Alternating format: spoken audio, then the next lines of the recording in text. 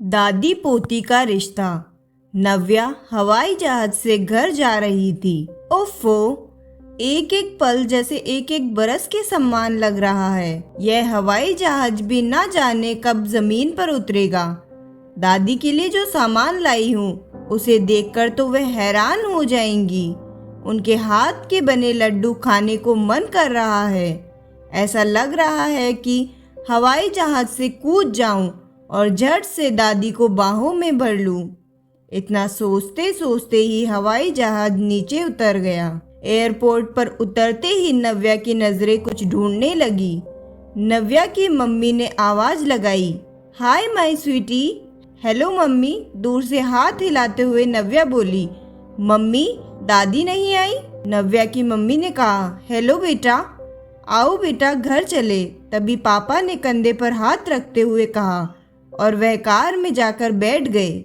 नव्या खुशी से बताने लगी और बोली, पापा, दादी नहीं आई? कैसी है वो? मैं उन्हें बहुत मिस करती थी। तबीयत तो ठीक है उनकी, पिछले कुछ दिनों से उनसे बात भी नहीं हो पाई। मैं आने की तैयारी में लगी हुई थी और दादी के लिए बहुत सारी शॉपिंग भी करनी थी। ऐसी चीजें लाई हूँ उनके लिए कि उनके तो होश उड़ जाएंगे। देखना दादी कैसे रिएक्ट करेगी। उतने में नव्या घर पहुंच गई और जोर से आवाज लगाई, दादी, और चारों तरफ ढूंढने लगी। फिर बोली, मम्मी पापा कहाँ हैं दादी? नव्या ने चिंतित स्वर में पूछा। बेटा, तू फ्रेश हो ले, फिर बात करेंगे। मम्मी ने नव्या से कहा। नहीं, मुझे अभी बात करनी है। कहाँ है मेरी दादी? नव्या ने कुछ तेज आवाज में कहा। देख बेटा, तू गलत मत समझना। माँ जी बहुत बीमार रहने लगी थी। अब आजकल कोई काम वाली बाई भी आसानी से मिलती नहीं है। पापा का ऑफिस और मेरा सोशल वर्क रहता है। यहाँ उनकी देखभाल में दिक्कत हो रही थी, तो इसलिए 2 दिन पहले ही उन्हें एक अच्छे वृद्धाश्रम में छोड़ दिया है, जहाँ उनकी प्रॉपर देखभाल हो जाएगी। मम्मी ने धीरे आवाज में कहा। बहुत अच्छी तरह समझ गई मम्मी, लेकिन पापा आप भी? आप शायद भूल गए हैं कि उन्होंने आपके लिए क्या क्या किया है। पर मैं नहीं भूल सकती। मम्मी और आप तो हमेशा से ही अपनी अपनी लाइफ में बिजी रहते हो।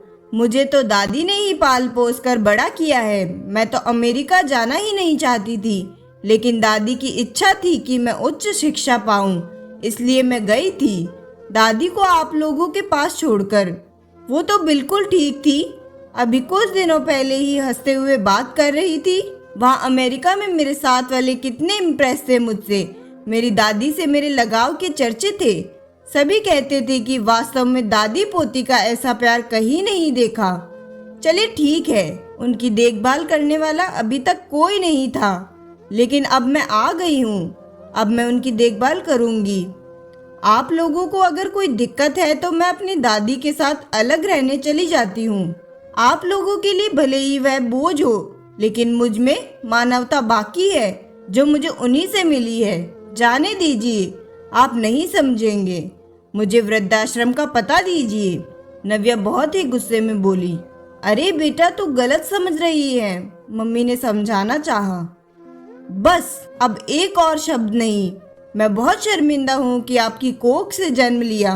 हम लोग तो हमारे दादा दादी से बेइंतहा प्यार करते हैं, लेकिन आप जैसे लोगों के कारण वृद्धाश्रम भरे हैं। मेरी तरह सभी पोते पोती अपने दादा दादी की हिफाजत करने का जिम्मा उठा ले तो दुनिया स्वर्ग हो जाए। बेटी की बातों से उसकी मम्मी पापा को उनकी गलती का एहसास हो गया और दादी को घर ले आए और सभी खुशी खुशी रहने लगे। अगर यह कहानी आपको पसंद आए तो वीडियो को लाइक करें और चैनल को सब्सक्राइब जरूर करें। धन्यवाद।